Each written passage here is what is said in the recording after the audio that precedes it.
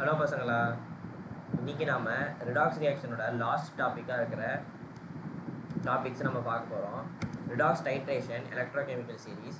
So redox ரியாக்ஷனில் லாஸ்ட்டாக titration நம்மளுக்கு ரிடாக்ஸ் ரியாக்ஷன் எப்படி ஹெல்ப்ஃபுல்லாக இருக்குது அப்படின்னு சொல்லி ஒரு சில தியரி கான்செப்ட்ஸும் அப்புறம் எலக்ட்ரோகெமிக்கல் சீரீஸ் அப்படியும் சொல்லி பார்க்கலாம். இந்த வீடியோ இன்றைக்கி ரொம்ப ஷார்ட்டாக தான் இருக்கும். ஸோ நான் வீடியோக்குள்ளே இப்போ போகலாம். ஃபஸ்ட்டு ரிடாக்ஸ் டைட்ரேஷன் அப்படின்னா, redox titration determine the concentration of the reductant or oxidant in a solution using a redox sensitive indicator. அதாவது ரிடாக்ஸ் ரியாக்ஷன் நடக்குதுன்னா அது ஒரு இண்டிகேட்டர் மாதிரி ஏதோ ஒன்று இருக்கும், வேறு ஒரு காம்பவுண்ட் இல்லை எலிமெண்ட் இருக்கும். ஸோ அது இருக்கும் போது இந்த ரிடாக்ஸ் ரியாக்ஷன் நடக்கும் போது ரிடக்டன்ட் இல்லை ஆக்சிடென்ட் இருக்கும் போது அது குறையுதா அதிகமாக இருக்குதா அப்படின்னு சொல்லி அதை வந்து ஈஸியாக தெரிஞ்சுக்கிறதுக்கு இது இருக்கும். Next self indicated titration. So இதில் சில டைப்ஸ் இருக்குது. ஸோ அதை நம்ம ஃபர்ஸ்ட் பார்க்கலாம். Self indicated titration. Example potassium permanganate MnO4-.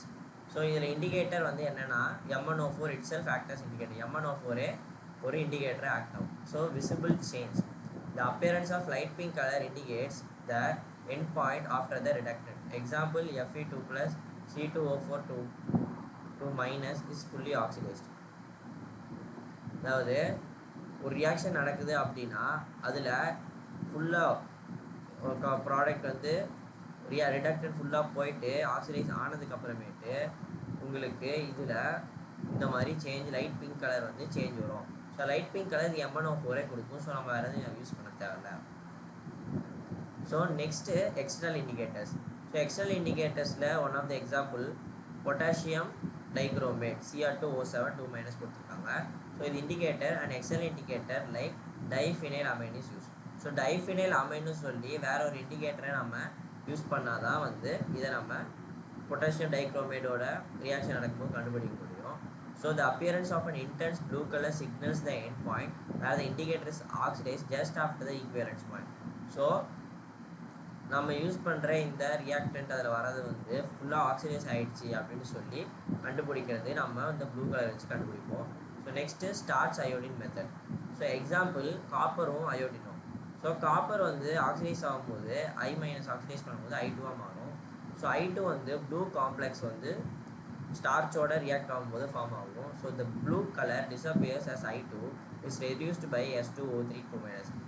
So இந்த ப்ளூ கலர் வரது வந்து தயோசல்ஃபேட் யூஸ் பண்ணால் அந்த ப்ளூ கலர் வந்து போயிடும். ஸோ இதுலேருந்து நம்மளுக்கு என்ன தெரியுதுன்னா the disappearance of the blue colour indicates the end point. So blue colour போகிறது தான் வந்து நம்ம எண்ட் பாயிண்ட்னு தெரியும். ஸோ இது மூணும் ஒவ்வொரு விதமான டைட்ரேஷன்ஸ் நடக்கிறது. நம்ம கெமிஸ்ட்ரி லேபில் நீங்கள் ரியாக்ஷன்ஸ் பண்ணும்போது நம்ம டைட்ரேஷன்ஸ் வச்சு தான் வந்து நம்மளுக்கு ரியாக்ஷன் முடிஞ்சிருச்சா, கம்ப்ளீட்டாக ஆக்சிடைஸ் ஆகிடுச்சு, ரெடியூஸ் ஆகிடுச்சுன்னு சொல்லி நம்ம கண்டுபிடிப்போம். ஸோ இது மூணும் ஒரு சில சிம்பிளான ரியாக்ஷன்ஸ். ஸோ நெக்ஸ்ட்டு நான் இப்போ எலக்ட்ரோகெமிக்கல் சீரீஸ் அதை பற்றி ஒரு ஓவர்வியூவாக சொல்கிறேன். ஸோ எலக்ட்ரோகெமிக்கல் சீரீஸ் பற்றி பார்க்கலாம். And negative E0 means that the redox couple is a stronger reducing agent then the H+ or H2 couple. So இதில் இந்த ரிடாக்ஸ் கப்புள் அப்படின்னா இதில் கப்புள்னால் என்னென்னா ஒரு செல் இருக்கும். அந்த செல்லை வந்து இந்த எலிமெண்ட்டும் இந்த எலிமெண்ட் மாறுற மாதிரி உங்களுக்கு செல் இருக்கும். ஸோ அதை தான் வந்து நம்ம கப்புள்னு சொல்லுவோம். இதில் ரிடாக்ஸ் ரியாக்ஷன் நடக்கிறதுனால அதை ரிடாக்ஸ் கப்புள்னு சொல்லுவோம். ஸோ இதில் மெயினாக ஃபஸ்ட்டு எலக்ட்ரோகெமிக்கல் சீரீஸ்னால் என்னென்ன ஏற்கனவே சொல்லியிருப்பேன். எலக்ட்ரோகெமிக்கல் சீரீஸ் வச்சு பார்க்கும்போது நம்மளுக்கு ஒரு காம்பவுண்ட் எப்படி இன்னொன்று முந்திக்கிட்டு போய் ரியாக்ஷன் நடக்குது, எப்படி ரியாக்டன்ட் வந்து ரியாக்ஷன் நடந்து அது வந்து ஆக்சிடைஸ் ஆகுது இல்லை ரெடியூஸ் ஆகுதுன்னு சொல்லி நம்ம எலக்ட்ரோகெமிக்கல் சீரீஸ் வச்சு கண்டுபிடிக்க முடியும். ஸோ இதில் ஃபஸ்ட் பாயிண்ட் பார்க்கும்போது E0 நெகட்டிவாக இருந்துச்சுன்னா அப்போ அது வந்து H+ H2. இந்த H+ H2 கப்புள் வந்து 0ன்னு சொல்லி நம்ம எடுத்துப்போம். 0 வோல்ட் அப்படின்னு எடுத்துப்போம். அதை வந்து நம்ம ஸ்டாண்டர்டாக எடுத்துப்போம். ஸோ இந்த ஸ்டாண்டர்டை வச்சு தான் நம்ம பாசிட்டிவ் நெகட்டிவாக சொல்லி பார்ப்போம். ஸோ அப்படி பார்க்கும்போது நெகட்டிவ் E0 இருந்துச்சுன்னா அது ஸ்ட்ராங்கர் ரெடியூசிங் ஏஜென்ட்னு சொல்லி சொல்கிறோம். ஸோ இதே மாதிரி positive E0 means that the redox couple is weaker reducing agent. So positive E0 இருந்துச்சுன்னா அப்போ நம்ம அதை வீக்கர் ரெடியூசிங் ஏஜென்ட்னு சொல்கிறோம், இல்லை ஸ்ட்ராங்கர் ஆக்சிடைசிங் ஏஜென்ட்னு சொல்கிறோம். ஸோ இப்போ what is standard electron potential அப்படின்னு பார்க்கலாம். It is the potential difference between metal electrode and its ion solution measured under standard conditions 298 Kelvin, 1 molar concentration and 1 atmosphere pressure. Positive E0 values indicate a greater tendency to gain electrons reduction, while negative E0 value indicate a tendency to lose electrons oxidation. So இதில் standard electron பொட்டன்ஷியல்லாம் என்னென்னு பார்த்தா, ஒரு metal இருக்குது அப்படின்னா அந்த metal வந்து ஒரு metal பீஸாக இருக்குது அப்படின்னா அதுவும் அதோட அயான்ஸ் வந்து சொல்யூஷனில் இருக்கும்போது அது 298 கெல்வினில் ஸ்டாண்டர்ட் கண்டிஷன்ஸில் இருக்கும்போது நம்ம கரண்ட் பாஸ் பண்ணி அதோட பொட்டன்ஷியல் மெஷர் பண்ணால் அது என்ன வருதோ அதை தான் வந்து நம்ம ஸ்டாண்டர்ட் எலக்ட்ரான் பொட்டன்ஷியல்னு சொல்லுவோம். So next positive E0 values indicate greater tendency to gain electron. So positive E0 இருந்துச்சுன்னா ஸோ அது வந்து ஃபாஸ்ட்டாக வந்து எலக்ட்ரான் கெயின் பண்ணி ரிடக்ஷன் ஆகும் அப்படின்னு சொல்கிறாங்க. அப்புறம் நெகட்டிவ் E0 வேல்யூஸாக இருந்தால் அது லூஸ் எலக்ட்ரான்ஸ் அண்ட் ஆக்சிடேஷன் போகும்னு சொல்கிறாங்க. ஸோ இதில் E0 வந்து நம்ம எதா கொடுத்துருக்காங்கன்னு சொல்லி பார்க்கணும். சில சமயம் E0 நெகட்டிவாக இருந்துச்சுன்னா அதோட மீனிங் மாறும், பாசிட்டிவாக இருந்துச்சுன்னா மீனிங் மாறும். ஸோ அவங்க E0 வந்து ரிடக்ஷன் பொட்டன்ஷியல் அப்படின்னு சொல்கிறாங்களா இல்லை ஆக்சிடேஷன் பொட்டன்ஷியல்னு சொல்கிறாங்களான்னு நம்ம நோட் பண்ணி பார்த்தா தான் உங்களுக்கு சம் சால்வ் பண்ணும்போது அதோட ஐடியாஸ் வரும். ஸோ இதில் next order of the series. So element at the top of the series have most positive E0 values and are strong oxidising agent. So strong oxidising ஏஜென்ட்டாக வந்து எலிமெண்ட்ஸ் பாசிட்டிவாக இருக்கிறது வந்து இருக்குன்னு சொல்கிறாங்க. ஸோ என்னென்னா அது வந்து தன்னைத்தானே ரெடியூஸ் பண்ணிட்டு இதில் முன்ன பாயிண்ட் சொன்ன மாதிரி பாசிட்டிவ் E0 வேல்யூஸ்னால் இண்டிகேட் கிரேட்டர் டென்சிட்டி. ஸோ தன்னைத்தானே ரெடியூஸ் பண்ணிட்டு மற்றது ஆக்சிடைஸ் பண்ணனால அது ஸ்ட்ராங் ஆக்சிடைசிங் ஏஜென்ட்டாக இருக்கும். அதே மாதிரி elements at the bottom have the most negative E0 values and are strong reducing agent. So இந்த டேபிளில் கீழே இருக்கிறது வந்து நம்ம நெகட்டிவ் E0 வேல்யூஸ் இருக்கும். ஸோ அதை ஸ்ட்ராங் ரெடியூசிங் ஏஜென்ட்னு சொல்லுவோம். So next predictive redox reaction. In a redox reaction, the substance with the higher E0 more positive will undergo reduction and the substance with the lower E0 more negative will undergo oxidation. So இந்த electrochemical சீரீஸ்லேருந்து நம்மளுக்கு வேறு என்ன தெரிய வரும்னா என்ன நடக்குது அப்படின்னு சொல்லி நம்மளுக்கு தெரிய வரும். நான் எப்படி வந்து இது ரெடியூஸ் ஆகுது ஆக்சிடைஸ் ஆகுது கண்டுபிடிக்க முடியும்னு தெரிஞ்சுக்கிட்டு எது வந்து முன்னாடி நடக்குது லேட்டாக நடக்குதுன்னு சொல்லி தெரிஞ்சுக்கலாம். நான் ஏற்கனவே உங்களுக்கு ஜிங்கும் காப்பரும் ரியாக்ஷனோட எக்ஸாம்பிள் சொல்லியிருப்பேன். அதில் ஜிங்க் இருக்குது, காப்பர் சொல்யூஷன் இருக்குன்னா ஃபஸ்ட்டு காப்பர் சொல்யூஷன் இருக்கும். ஒரு ஜிங்க் ஆட்டோமேட்டிக்காக காப்பர் சொல்யூஷன் கூட ரியாக்ட் பண்ணி ஜிங்க் சல்ஃபேட்டாக மாறி காப்பர் வெளியே போயிடும். ஸோ இது ஒன் ஆஃப் த எலக்ட்ரோகெமிக்கல் சீரீஸில் வச்சு வர இது. ஸோ அதாவது ஹையர் E0 இப்போ அந்த E0ஓட வேல்யூ வச்சு கம்பேர் பண்ணி பார்த்துட்டு எது நம்மளுக்கு மோர் அதிகமாக இருக்குன்னு சொல்லி நம்ம கண்டுபிடிச்சி நம்ம இந்த இதில் வந்து கண்டுபிடிப்போம். ஸோ இந்த எலக்ட்ரோகெமிக்கல் சீரீஸ்னால என்னென்ன அப்ளிகேஷன்ஸ் இருக்குது, இதனால் என்ன யூஸ், இதை நம்ம தெரிஞ்சுக்கிட்டால் என்னெல்லாம் பண்ணலாம் அப்படின்னு பார்த்தா கொரோஷன். மெட்டல் ஹையர் இந்த series are more prone to corrosion. So கொரோஷன்னா என்ன, இந்த அயன் வந்து துருப்பிடிக்குதுன்னு சொல்லுவோம்ல. ஸோ அந்த மாதிரி மற்ற ஒவ்வொரு மெட்டலுமே வந்து ஒரு கண்டிஷனில் துருப்பிடிச்சு போகும். ஸோ துருப்பிடிச்சு போகுதுன்னா அது என்ன, அது ரியாக்ட் ஆகுதுன்னு அர்த்தம். அப்போ இந்த எலக்ட்ரோகெமிக்கல் சீரீஸ் வச்சு எது வந்து நிறைய ரியாக்ட் ஆகும், எது தண்ணி கூட நிறைய ரியாக்ட் ஆகும் அப்படின்னு வச்சு கண்டுபிடிச்சா நம்ம அதுக்கு ஆப்போசிட்டாக வேறு மெட்டல் யூஸ் பண்ணும்போது நம்மளுக்கு இந்த கொரோஷன்லாம் கம்மியாகும். ஸோ அதுக்கு நம்ம எலக்ட்ரோகெமிக்கல் சீரீஸ் யூஸ் பண்ணலாம். அதே மாதிரி electrochemical sell the series helps in designing batteries by pairing appropriate metal to maximize voltage. So electrochemical cells வந்து இப்போ நம்ம எலக்ட்ரோ வெஹிக்கிள்ஸ் அந்த மாதிரிலாம் வந்து இவி வெஹிக்கிள்ஸ் அதெல்லாம் போயிட்டுருக்கு. ஸோ அந்த மாதிரி வெஹிக்கிள்ஸ் செய்யும்போது எலக்ட்ரோகெமிக்கல் செல்ஸ் வந்து யூஸ் பண்ணுவாங்க. ஸோ அதை பண்ணும்போது அது மேக்ஸிமம் அவுட்புட் கொடுக்கறதுக்காக நம்ம எலக்ட்ரோகெமிக்கல் சீரீஸ் வச்சு பார்த்து நம்ம கண்டுபிடிப்போம். Next extraction of metals lower இந்த series are easier to extract from their ores. So இப்போ மெட்டல் வந்து எக்ஸ்ட்ராக்ட் பண்ணும்போது நம்மளுக்கு ரியாக்ஷன் நடக்கணும். ஸோ அப்போ மோர் ரியாக்டிவ் மெட்டல் இருந்தால் அது அந்த ஓர்னால் வந்து அது ஒரு காம்பவுண்டாக இருக்கும், ஆக்சிஜன் கூடயோ இல்லை ஹைட்ரஜன் கூடயோ சல்ஃபேட் கூடயோ அட்டாச் ஆகிருக்கும்.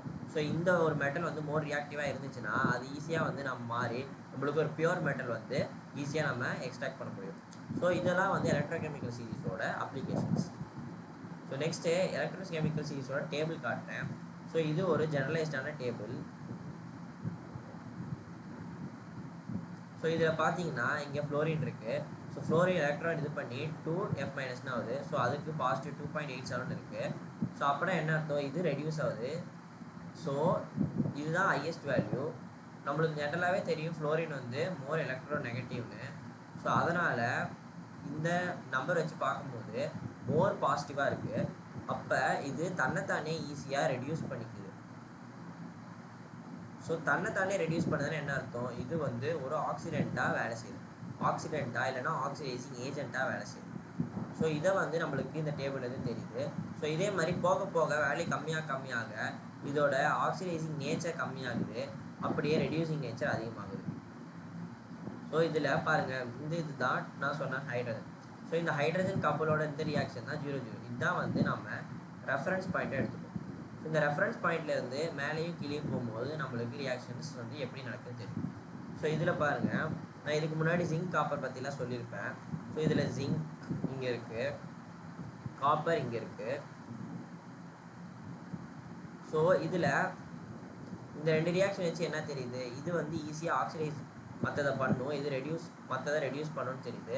ஸோ இதனால தான் நம்ம ஜிங்க்கும் காப்பரும் ரியாக்ஷன் எழுதும்போது ஜிங்க் வந்து ஈஸியாக ஆக்சிடைஸ் ஆகி ஜிங்க் சல்ஃபேட்டாக மாறிடுது. காப்பர் வந்து ஆக்சிடைசிங் ஏஜென்ட்டாக இருக்கனால தன்னைத்தானே ரெடியூஸ் பண்ணி அது காப்பர் சல்ஃபேட்லேருந்து காப்பராக மாறிடுது. ஸோ இந்த மாதிரி எலக்ட்ரோகெமிக்கல் சீரீஸ் வச்சு நம்மளுக்கு சில கொஸ்டின்ஸ் கேட்பாங்க. உங்களுக்கு வேல்யூஸ் கொடுத்துட்டு எப்படி எந்த ரியாக்ஷன்ஸ் முன்னாடி நடக்கும், எந்த ரியாக்ஷன்ஸ் வந்து சீக்கிரமாக நடக்கும், அந்த மாதிரி சொல்லி சில கொஸ்டின்ஸ் கேட்க வாய்ப்பு இருக்குது. ஸோ இப்போ இந்த டேபிள்லேருந்து நம்மளுக்கு என்ன புரிஞ்சுது அப்படின்னு பார்த்தா, எப்படி இங்கே ஃப்ளோரின் மோர் எலக்ட்ரோநெகட்டிவ்னால அது ஆக்சிடைசிங் ஏஜென்ட்னு சொல்லணும், அதே மாதிரி இங்கே லித்தியம் வந்து ஒரு alkali metal. So first group எலிமெண்ட்டாக இருக்கனால இது வந்து எப்பயுமே வந்து மோர் ரெடியூசிங்காக இருக்கும். ஸோ இது வந்து ரெடியூசிங் ஏஜென்ட்டாக யூஸ் ஆகும். அதை தன்னைத்தானே ஈஸியாக ஆக்சிடைஸ் பண்ணிக்கும். எலக்ட்ரான் வந்து ரிலீஸ் பண்ணி இது வந்து தன்னைத்தானே ஆக்சிடைஸ் பண்ணிக்கும். ஸோ இதில் ரியாக்ஷன் பாருங்களேன், lithium plus electron use lithium. அதாவது இந்த ரியாக்ஷனில் லித்தியம் வந்து அயானாக இருக்கும் போது அது எலக்ட்ரான் வாங்கி லித்தியமாக மாறும் போது நம்மளுக்கு -3.05 வோல்ட்டுன்னு சொல்கிறாங்க. அப்போனா இது வந்து நடக்க பாசிபிள் இல்லை அப்படின்னு சொல்லி வச்சுக்கலாம். நடக்க பாசிபிள் இந்த சென்ஸ் இப்படி இருக்கும்போது அது வந்து என்ன சொல்ல வருது, அது வந்து ரெடியூசிங் ஏஜென்ட் அப்படின்னு சொல்லுது. இதே வந்து நம்மளுக்கு இதை தான் வந்து நம்ம ரிடக்ஷன் பொட்டன்ஷியல்னு சொல்லுவோம். ஸோ ஜென்ரலாக வந்து எலக்ட்ரோகெமிக்கல் சீரீஸ் கொடுத்தா ஜென்ரலாக ஸ்டாண்டர்ட் ரிடக்ஷன் பொட்டன்ஷியல் தான் கொடுப்பாங்க. அதாவது அந்த ஒரு காம்பவுண்ட் வந்து ரெடியூஸ் ஆகிறது ரிலேட்டடாக தான் வச்சு கொடுப்பாங்க. ஸோ அதே மாதிரி நம்ம இதை எப்படி எழுதிக்கலாம்னா, இதே ரியாக்ஷனை அப்படியே ஆப்போசிட்டாக போட்டால் இது எப்படி எழுதலாம், இப்படி எழுதும் போது இதை +3.05 வோல்ட்னு போகலாம். அப்படின்னா இது வந்து ஆக்சிடேஷன் பொட்டன்ஷியல். ஸோ இது ஆக்சிடேஷன் எலக்ட்ரான் பொட்டன்ஷியல் அப்படின்னு சொல்லலாம். இதில் லித்தியம் வந்து ஆக்சிடைஸ் ஆகுது. ஸோ அப்போ இதோட வேல்யூ மாறும். ஸோ அதனால் கொஸ்டினை சில சமயம் அவங்க ஆக்சிடேஷன் பொட்டன்ஷியல் மென்ஷன் பண்ணியிருக்காங்களா, ரிடக்ஷன் பொட்டன்ஷியலை மென்ஷன் பண்ணியிருக்காங்களான்னு சொல்லி பார்க்கணும். மோஸ்ட்லி மென்ஷன் பண்ணலன்னா அது ரிடக்ஷன் பொட்டன்ஷியலாக தான் இருக்கும். ஸோ அதை வந்து நீங்கள் இந்த மாதிரி ரியாக்ஷன் வச்சு இது ரெடியூஸ் ஆகுதா ஆக்சிடைஸ் ஆகுதான்னு சொல்லி நம்ம ஏற்கனவே ஆக்சிடேஷன் எப்படி பண்ணணும், ரிடக்ஷனை எப்படி இருக்குன்னு சொல்லி பார்த்துருக்கோம். எலக்ட்ரான் ஆட் ஆனால் என்ன ஆகும், எலக்ட்ரான் ரிமூவ் ஆனால் அது ரிடக்ஷன். ஸோ அந்த மாதிரிலாம் வந்து நம்ம பார்த்துருக்கோம். ஸோ அதை வச்சு நம்ம ஈஸியாக கண்டுபிடிச்சிக்கலாம். ஸோ இந்த டேபிளில் நான் ஜெனரலாக இப்போ சொல்லணும்னா, நம்ம இந்த டேபிளில் இங்கேருந்து மேலே போக போக இது ஸ்ட்ராங் ஆக்சிடைசிங் ஏஜென்ட்டாக இருக்குது. இதே கீழே போக போக ஸ்ட்ராங் ரெடியூசிங் ஏஜென்ட்டாக இருக்குது. ஸோ இந்த டேபிள்லேருந்து நம்மளுக்கு தெரிஞ்ச ஒரு டேட்டா ஐடியா இதுதான். ஸோ இப்போ நம்ம இந்த கொஸ்டின் பார்க்கலாம். given the standard electron potential. So இதில் நம்மளுக்கு சில மெட்டல்ஸோட எலக்ட்ரான் பொட்டன்ஷியல் கொடுத்துருக்காங்க. ஸோ இதில் arrange this metals in their increasing order of reducing power அப்படின்னு கேட்டிருக்காங்க. ஸோ இதை அரேஞ்ச் பண்ணி இதில் எது அதிகமான ரெடியூசிங் பவர் இருக்குது அப்படின்னு சொல்லி கேட்டிருக்காங்க. ஸோ இதில் 1 2 3 4 5 நம்மளுக்கு கொடுத்துருக்காங்க. ஸோ இதை வந்து நான் இப்படி எழுதுனா K ப்ளஸ் ஒரு எலக்ட்ரான் வாங்கும்போது பொட்டாசியமாக மாறுது. ஸோ இதே மாதிரி Ag plus electron use Ag, Hg plus 1 electron use Hg, Mg 2 plus 2 electron use Mg, Cr 3 plus 3 electron use Cr. So இது ஒவ்வொன்றுக்கும் வேல்யூஸ் கொடுத்துருக்காங்க. ஸோ இது 1 2 3 4 5 அப்படின்னு சொல்லி எழுதிக்கலாம். ஸோ இப்போ இதில் நான் முன்ன உங்களுக்கு வேல்யூ சொன்னபடி பார்க்கும்போது இதில் -2.93 இருக்குது. ஸோ நம்ம ஃபஸ்ட்டு K ப்ளஸ் பார்க்கலாம். ஸோ K ப்ளஸ் வந்து எலக்ட்ரான் அக்செப்ட் பண்ணி பொட்டாசியமாக மாறுதுன்னா அது என்ன அர்த்தம், தன்னை ரெடியூஸ் பண்ணி மற்றதை ஆக்சிடைஸ் பண்ணதான் அர்த்தம். ஸோ இதை நான் ஒரு பாயிண்ட் வந்து சொல்கிறேன், தன்னை ரெடியூஸ் பண்ணுறதுக்கு இதுக்கு நெகட்டிவ் ஆகுது. அப்போனா தன்னை ரெடியூஸ் பண்ணுறது இதுக்கு ரொம்ப கஷ்டமாக இருக்குது. அப்போனா தன்னை ரெடியூஸ் பண்ணுறது கஷ்டமாக இருக்குன்னா என்ன அர்த்தம், தன்னை ஆக்சிடைஸ் பண்ணதா இது ஈஸியாக இருக்குன்னு அர்த்தம். அப்போனா மற்றதை ரெடியூஸ் பண்ணுறது இதுக்கு ரொம்ப ஈஸியாக வரும். அப்போ இந்த நெகட்டிவ் வேல்யூ என்ன சொல்லுதுன்னா, தன்னை இதால் ரெடியூஸ் பண்ண முடியாதனால மற்றதை ரெடியூஸ் பண்ண இது ஈஸியாக இருக்கும். அதனால் இதுக்கு ரெடியூசிங் பவர் அதிகமாக இருக்குதுன்னு சொல்லுவோம். ஸோ இதை வச்சு பார்க்கும்போது நம்மளுக்கு மோர்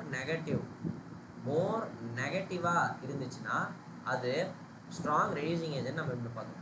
ஸோ மோர் நெகட்டிவாக இருக்கும்போது அதோட ரெடியூசிங் பவரும் ரொம்ப அதிகமாக இருக்கும். அப்போ அதை வச்சு பார்க்கும்போது நம்மளுக்கு இதில் ஃபஸ்ட்டு வரும், நெக்ஸ்ட்டு -2.93 அப்புறம் அடுத்து கம்மியாக இருக்கிறது மெக்னீஷியமோடது. ஸோ 4. நெக்ஸ்ட்டு வந்து நம்மளுக்கு குரோமியமோடது. So 5 greater than. Next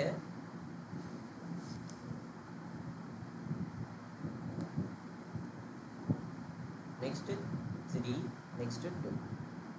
so இதில் இதுதான் இருக்கிறதுலே கம்மியான வேல்யூ. ஸோ அப்படி போக போக இங்கே நம்மளுக்கு 2 தான் இருக்கிறதுலே அதிகமான வேல்யூவாக இருக்குது 0.80. இங்கே கம்மியான வேல்யூ -2. ஸோ இப்படி பார்க்கும்போது இருக்கிறதுலே லோவஸ்ட் ரெடியூசிங் பவர், அதாவது லோவஸ்ட் ரெடியூசிங் ஏஜென்ட்டாக அதில் இருக்குன்னா அது ஏஜி ப்ளஸ் ஏஜி இந்த கப்புள் யூஸ் பண்ணும்போது நம்மளுக்கு கம்மியாக இருக்குது. அதே மாதிரி இந்த கப்புள் யூஸ் பண்ணும்போது நம்மளுக்கு அது ரொம்ப அதிகமாக இருக்குது. அதாவது 1 வந்து ஸ்ட்ராங் ரெடியூசிங் ஏஜென்ட்டாக இருக்கும், அதாவது அதோட ரெடியூசிங் பவர் ரொம்ப அதிகமாக இருக்கும்.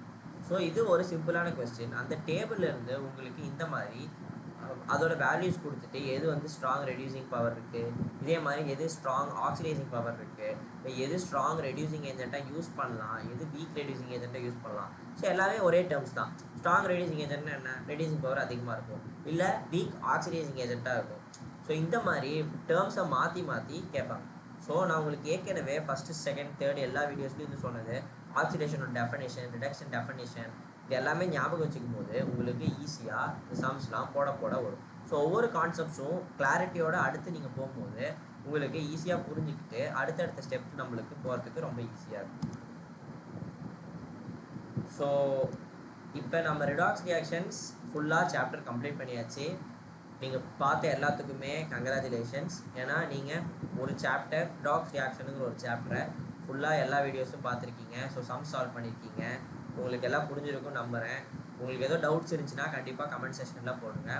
ஸோ நம்ம ரிடாக்ஸ் ரியாக்ஷன் என்னென்னு பார்த்தோம், ரிடாக்ஸ் ரியாக்ஷன் டைப்ஸ் பார்த்தோம், ரிடாக்ஸ் ரியாக்ஷன் எப்படி சால்வ் பண்ணுறது, அதில் என்ன ரியாக்ஷன்ஸ் இருக்குது அப்படின்னு பார்த்தோம், ஆக்சிடேஷன் நம்பர்னால் என்னென்னு பார்த்தோம்.